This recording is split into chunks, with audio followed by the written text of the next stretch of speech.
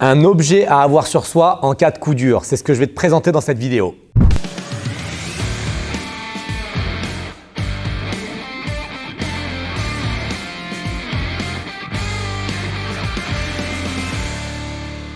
Avant de te présenter cet objet, je t'invite à rejoindre ma liste privée d'emails pour recevoir les emails qui peuvent te sauver la vie. Ce sont des emails que j'envoie chaque semaine à une liste privée qui contient des informations sur le Krav Maga, bien évidemment, sur la théorie du Krav Maga, sur la philosophie du Krav Maga. Tout ça est entièrement offert. Tu trouveras le lien sous la vidéo pour pouvoir rejoindre cette liste. Aujourd'hui, j'aimerais te parler d'un outil que je n'ai pas toujours sur moi parce que tu verras qu'il est un peu encombrant. Je l'ai juste ici. Bon, c'est un peu encombrant. Ça veut dire quoi? Ça veut dire que si tu rajoutes ça, plus une lampe torche, plus un autre objet, plus encore un autre objet, au final, tu sors de chez toi, tu as 10 kilos d'objets sur toi. Donc, je le prends avec moi, mais qu'à certains moments ou que lorsque j'en ressens le besoin. Donc, c'est un outil qui est multifonction.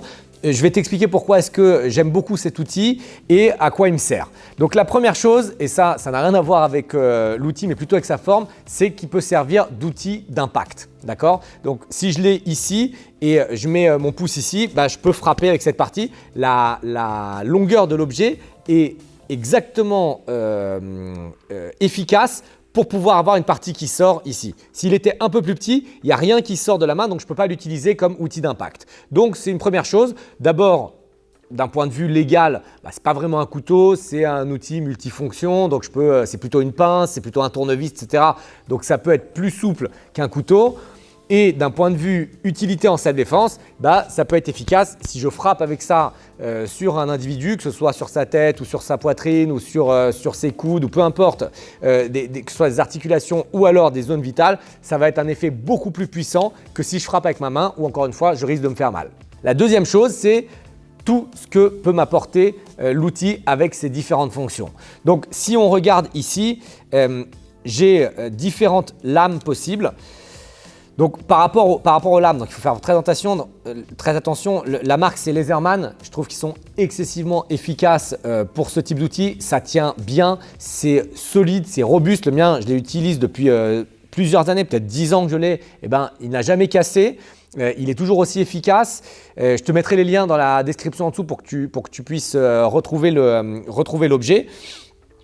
Et voilà, c'est toujours très important. Moi, tu sais que je privilégie toujours la qualité des objets plutôt que le prix. Donc oui, c'est un peu cher, mais par contre, si ça me dure 10 ans, 15 ans, ça va pour moi. Donc là, on a une lame qui est plutôt efficace, qui est plutôt bien aiguisée par défaut, très pointue aussi.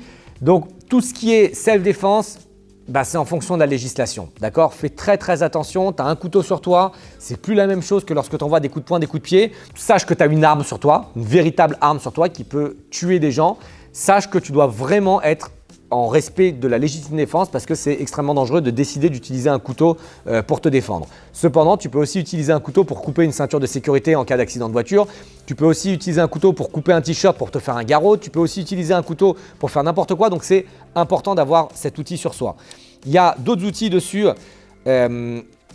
comme la pince. Donc, ça parfois… tu as un problème mécanique, tu as un problème avec une serrure, tu veux ouvrir une serrure, tu as un problème avec n'importe quoi. Tu dis mince, pourquoi est-ce que j'ai pas une pince sur moi? Pourquoi est-ce que j'ai pas une pince pour couper un fil électrique sur moi? Là, tu as toujours ça sur toi. C'est pour ça que je te dis, c'est un outil que j'ai pas forcément sur moi. J'en ai un dans la voiture, j'en ai un parfois avec moi. Donc, j'en ai un plutôt chez moi que j'utilise quand je veux, quand j'ai besoin de me déplacer. Et j'en ai un par défaut dans la voiture.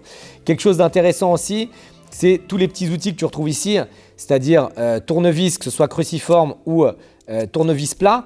Et même si c'est sur un multi-tool, même si c'est sur un objet multifonction, je le trouve hyper efficace et hyper qualitatif. Donc, ça m'est déjà arrivé de l'utiliser pour des bricolages d'appoint.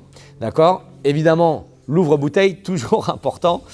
Et voilà, tu as d'autres outils intéressants dessus que j'utilise moins, moi, par défaut. Tu as un ciseau ici, aussi encore important si jamais tu as quelque chose à découper, si jamais tu as quelque chose à couper rapidement. Bon, tu ne vas pas faire des gros travaux avec ça, mais c'est toujours bien d'avoir sur soi et ça peut toujours améliorer ta situation. Voilà, c'est tout ce que j'avais à te dire sur cet outil qui est, j'allais dire, cet Impact Tool, donc outil d'impact, mais c'est avant tout un outil multifonction. Je te conseille vraiment d'en avoir un, au moins dans ta voiture. Si tu as des questions, n'hésite pas à les poser dans la zone de commentaires située sous la vidéo. N'hésite pas à partager, liker la vidéo. Et pour ma part, je te retrouve très vite pour une autre vidéo.